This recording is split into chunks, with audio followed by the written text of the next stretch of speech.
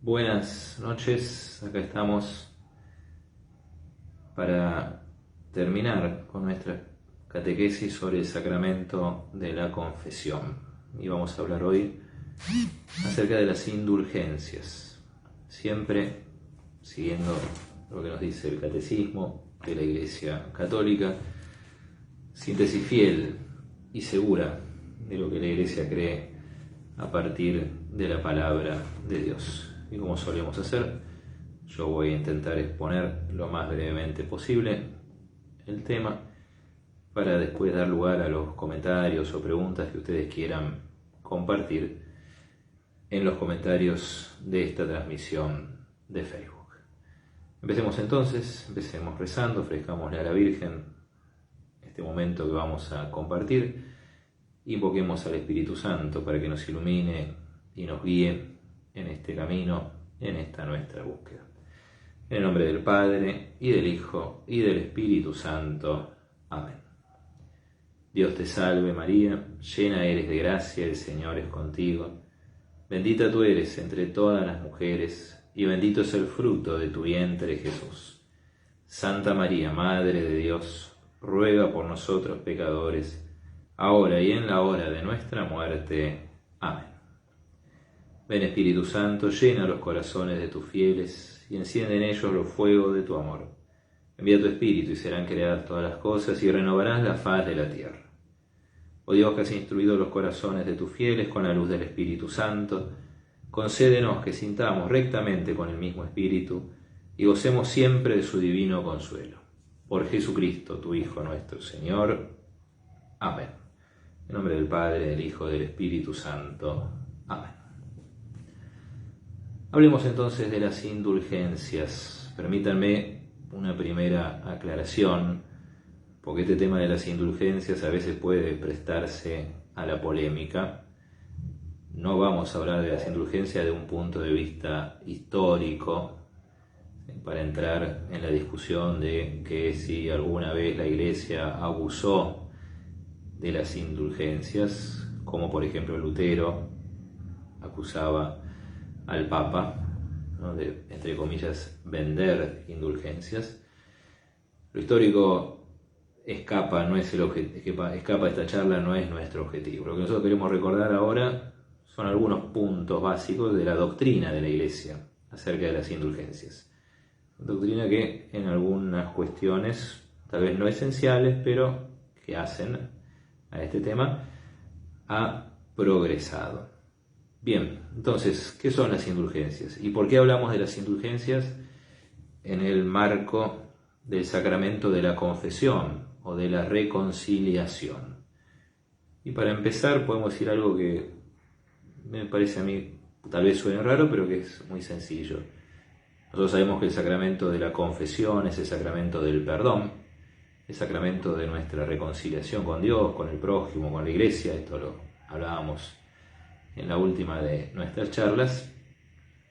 Pero digo esto como una primera idea, ¿sí?, para que se vaya entendiendo. Hay cosas que la confesión perdona y hay cosas que la confesión no perdona. Ya esto lo charlamos un poquito la vez pasada. ¿Sí? El sacramento de la confesión es un sacramento, nos da una gracia espiritual, pero no nos resuelve todos nuestros problemas, ni sana mágicamente todas nuestras heridas, incluso después de habernos confesado, incluso ya con la paz de estar en la gracia de Dios y habiendo recuperado la amistad y la comunión con Dios. Queda por delante un camino, queda por delante una lucha, queda por delante todo un esfuerzo, con la gracia de Dios siempre, de purificación y de penitencia.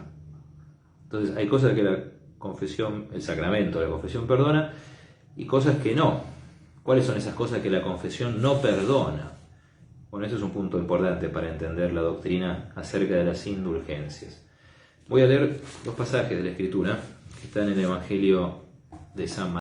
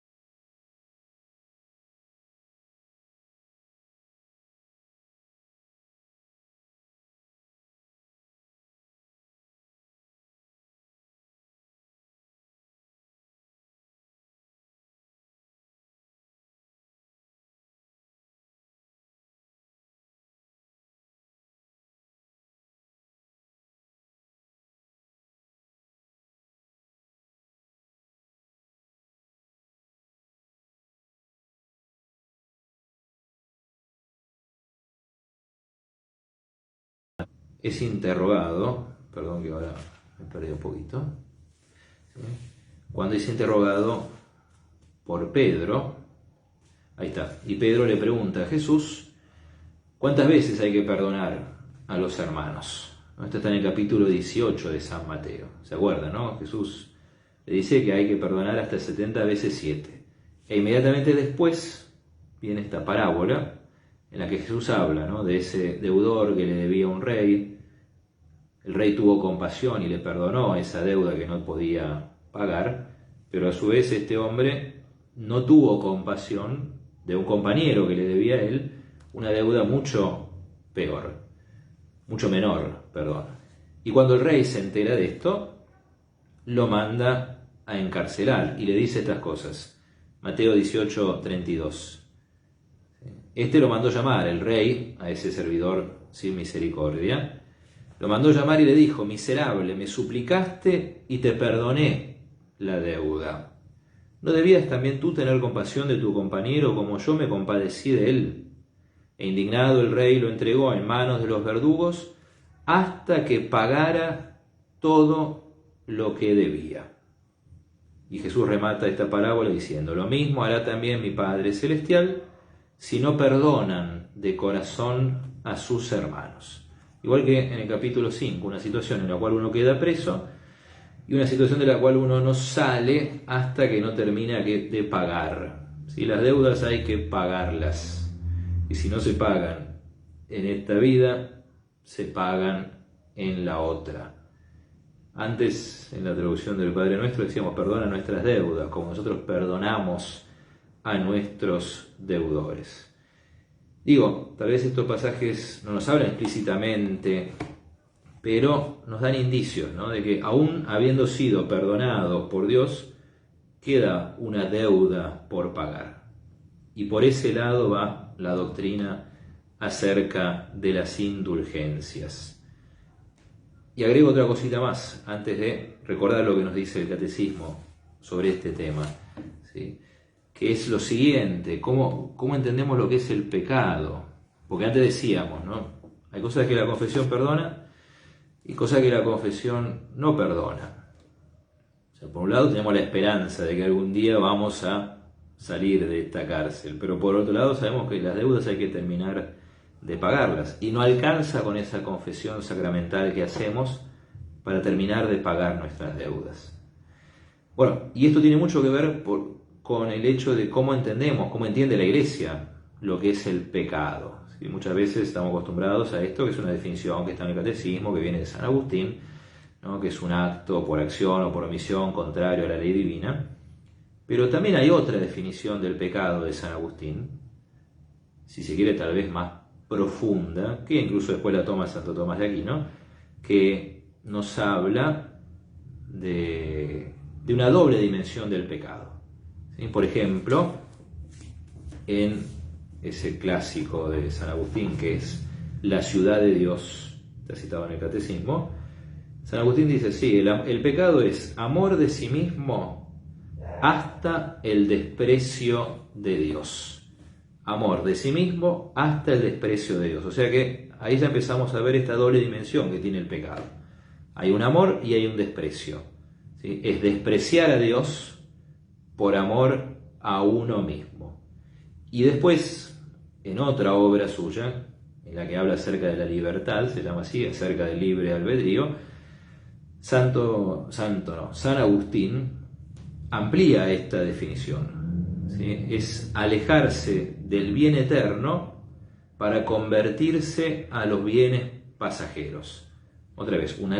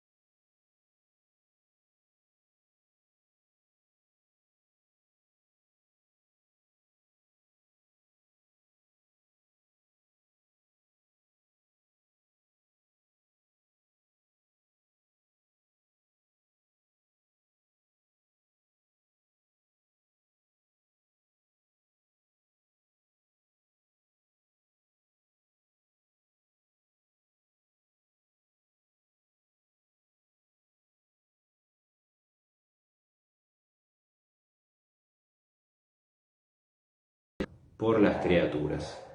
O sea, es necesario, aún después de habernos confesado, terminar de purificar el amor desordenado por las criaturas.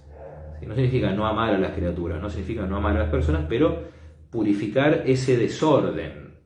Bueno, y eso es lo que hacen las indulgencias. ¿Sí? La indulgencia, y ahora sí, para ser preciso, voy a leer 2 o 3 cositas que dice el Catecismo. Estamos en el párrafo 1471 al párrafo 1479. Lo que hace la indulgencia es la remisión, acá está el Catecismo citando el Código de Derecho Canónico y una Constitución Apostólica de Pablo VI que se llama Indulgentiarum Doctrina, del año 1967. Dice así: la indulgencia es la remisión, el perdón ante Dios de la pena temporal por los pecados, ya perdonados en cuanto a la culpa, que un fiel dispuesto y cumpliendo determinadas condiciones consigue por mediación de la Iglesia, la cual, como administradora de la redención, distribuye y aplica con autoridad el tesoro de las satisfacciones de Cristo y de los santos. O sea, la indulgencia es el perdón de la pena temporal de quien ya ha sido perdonado de la pena eterna o de la culpa.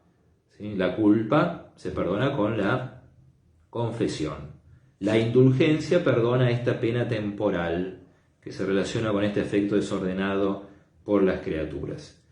La indulgencia se recibe cuando uno cumple con las debidas disposiciones, ¿sí? La confesión, la comunión, determinados actos que la Iglesia establece que otorguen indulgencia: visita a un santuario, una obra de caridad, ¿sí? Rezar el rosario, la adoración al Santísimo, por mencionar algunos, así al vuelo.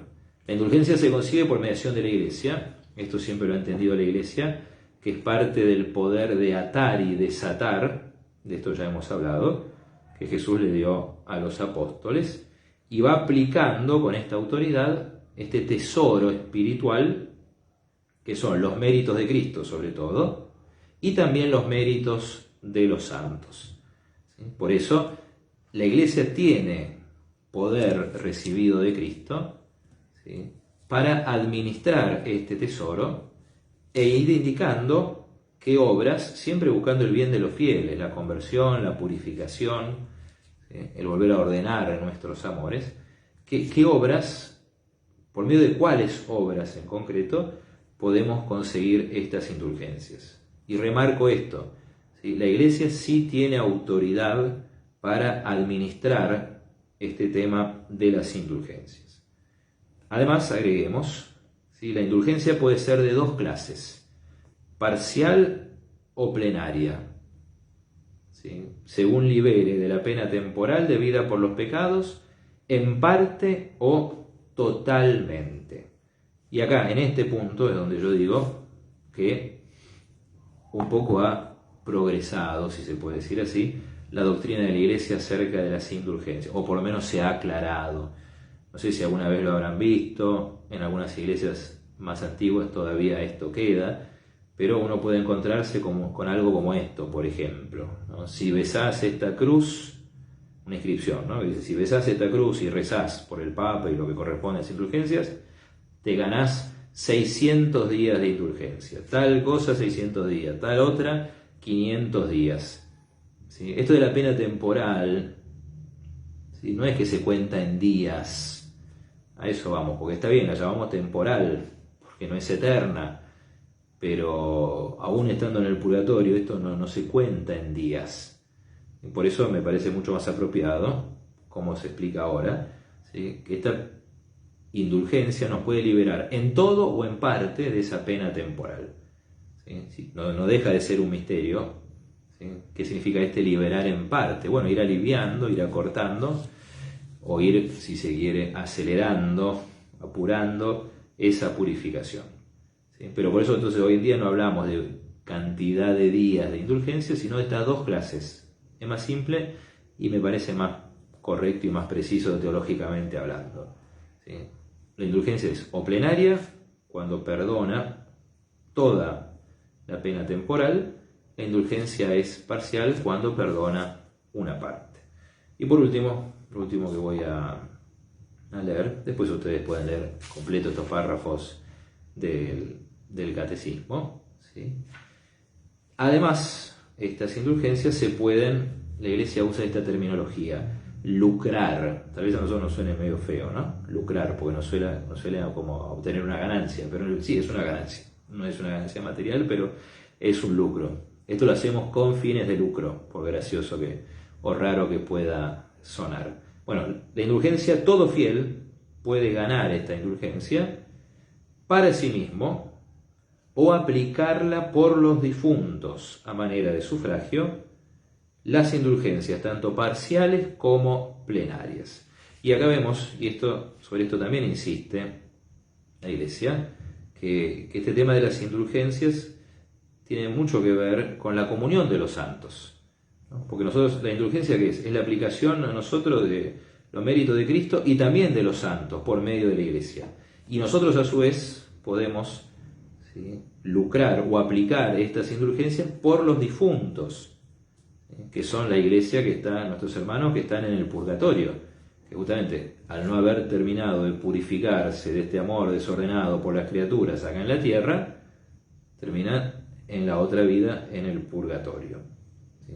Entonces también, no por nada, entre las obras de misericordia espirituales, una de las obras de misericordia espiritual es esto de rezar por los vivos y por los difuntos, ¿sí? Entonces, bien, bueno, esto como para decir algo un poco sobre las indulgencias. Quedamos ahora abiertos a los comentarios o preguntas que ustedes quieran hacer. Pueden mandarlos ahí por el Facebook, por los comentarios de Facebook, ¿sí? Muy bien. Mientras tanto, porque hablar así de las indulgencias tal vez pueda ser un poquito, ¿no?, un poquito abstracto, ¿sí? Déjeme buscar. Acá en el catecismo hay un párrafo donde se mencionan en concreto, ¿sí?, qué cosas, qué actos, qué acciones uno puede hacer para ganar las indulgencias, ¿sí? Dice el párrafo 1473. Lo voy leyendo mientras si llega algún comentario o pregunta que quieran compartir, ¿sí? Dice: el perdón del pecado y la restauración de la comunión con Dios entraña la remisión de las penas eternas del pecado. Pero las penas temporales del pecado permanecen. Esto es lo que yo le decía. La confesión perdona las penas eternas, pero no las penas temporales, consecuencia del pecado. Y ahí está la parte que me interesaba compartir con ustedes antes de terminar. El cristiano debe esforzarse, soportando pacientemente los sufrimientos y las pruebas de toda clase, y llegado el día enfrentándose serenamente con la muerte, por aceptar como una gracia estas penas temporales del pecado. Las penas temporales del pecado, las consecuencias del pecado, que no son una venganza de Dios, no son un castigo al modo humano. Cometiste un delito, tenés que estar tanto tiempo preso. Es una purificación para restablecer este orden que fue roto por el pecado, ¿sí?, que es por un lado esfuerzo nuestro o aceptación nuestra de las cruces de la vida, pero al mismo tiempo Jesús en su misericordia quiere que la Iglesia nos dé un impulso más, o sea, más allá de lo que uno puede hacer de penitencia o de purificación. Bueno, con estas indulgencias la Iglesia nos ayuda a crecer en esta purificación. Digo, debe aplicarse tanto mediante las obras de misericordia y de caridad, acá sigo leyendo el catecismo, como mediante la oración y las distintas prácticas de penitencia, a despojarse completamente del hombre viejo y a revestirse del hombre nuevo. Y otra vez, y acá vemos entonces también, ¿no?, otra relación, cómo tiene que ver, cómo las indulgencias son, no sé ahora qué palabra usar, son un plus, un extra, una inyección de gracia, ¿sí?, en nuestra penitencia, en el camino de purificación que todos tenemos que llevar adelante, para reconciliarnos plenamente con Dios, para encontrarnos con Él y poderlos ver cara a cara en el cielo. Porque como dice Jesús, Bienaventurados los puros de corazón, porque ellos verán a Dios. Bueno, muy bien. Con esto entonces terminamos estas catequesis sobre el sacramento de la confesión. Dios mediante, la semana que viene empezamos con las últimas catequesis de este año, que van a ser sobre el sacramento de la unción de los enfermos. Recordemos que confesión y unción de los enfermos son esos dos sacramentos que el catecismo llama sacramentos de curación, ¿no? Hemos visto ya los sacramentos de iniciación, bautismo, confirmación, Eucaristía.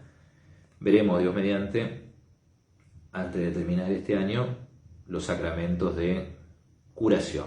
Ya hemos hablado de la confesión, nos quedarán un par de charlitas para hablar del sacramento de la unción. Quedarán para algún momento del año que viene los últimos dos sacramentos, que son los sacramentos al servicio de la comunidad, el sacramento del matrimonio y del orden sagrado. En el nombre del Padre, y del Hijo, y del Espíritu Santo. Amén. Gloria al Padre, y al Hijo, y al Espíritu Santo, como era en el principio, ahora y siempre, y por los siglos de los siglos. Amén. El Señor esté con ustedes. Que la bendición de Dios Todopoderoso, Padre, Hijo y Espíritu Santo, descienda sobre ustedes y permanezca para siempre. Amén. Ahí entró un comentario sobre la hora, ¿sí?, que dice: Juan Víctor, ¿qué tal? Es conveniente aclarar que las almas que están, entre comillas, en el purgatorio, solo van al cielo una vez purificadas. Por lo tanto, las indulgencias, ahí me parece que se pueden lucrar solo a ellos, no para los que están en el infierno, ni para los que ya están en el cielo. Bueno, sí, claro, es así. Y en algún momento ya lo hemos hablado, que cuando rezamos por los difuntos, en realidad estamos rezando por las almas del purgatorio. Y los que ya están salvados en el cielo no necesitan nuestras oraciones. Los que están tristemente condenados, a ellos no les sirven nuestras oraciones. Entonces sí, nosotros ofrecemos nuestras oraciones, nuestras indulgencias por los difuntos, solemos decir, en caso de que estén en el purgatorio, o bien por las almas del purgatorio en general. Buenísimo, Víctor. Juan Víctor, muchísimas gracias por tu comentario. Y ahora sí, buenas noches, nos vemos la semana que viene, que descansen, que la Virgen los cuide.